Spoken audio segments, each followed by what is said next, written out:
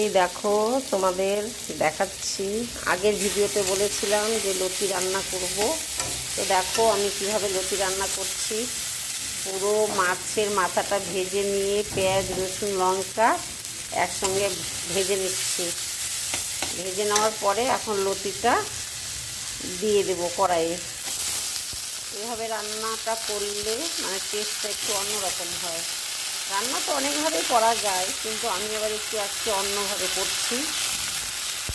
এই লতি রান্না করছি, দেখো তোমরা তো সবাই ভালোভাবে রান্না করো, কিন্তু আমি তো অতটা পারি না। তবুও কাজের ফাঁকে আমার তো ডিউটি করতে হয়। এই ডিউটি করে এসে ধরো রান্নাবাড়ি যতটুকু পারি কোনোভাবে করে খেয়ে নিই।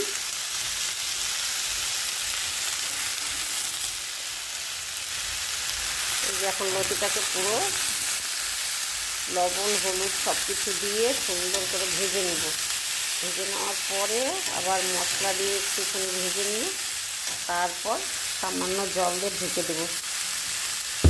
তখন আমি একটু লবণ দিয়ে দিচ্ছি, পরিমাণ মতো একটু লবণ দিলাম, পরিমাণ মতো একটু হলুদ দিয়ে দিচ্ছি, দিয়ে এটাকে এখন নেড়ে চেড়ে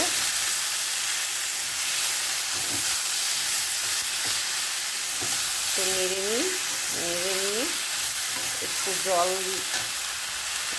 ঢেকে দেবো যাতে জলটা একটু বেরিয়ে যায়। জলটা বেরিয়ে গেলে হালকা সেদ্ধ হয়ে যাবে। একটু